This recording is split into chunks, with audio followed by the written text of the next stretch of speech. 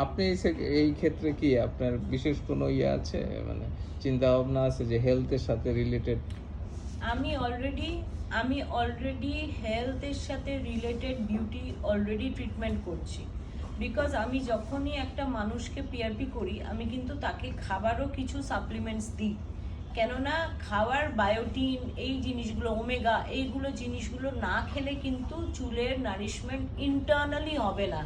আমি এক্সটার্নালি তাকে একটা ট্রিটমেন্ট করলাম, বাট ইন্টারনালিও তো আমাকে নারিশমেন্ট দিতে হবে, প্রপার নারিশমেন্ট, যাতে গ্রোথটা তো ভেতর থেকে আসে, গ্রোথটা তো বাইরের থেকে আমরা বসিয়ে দিই না। সো ন্যাচারালি আমাকে তখন হেয়ার গ্রোথের সাপ্লিমেন্টস দিতে হয়।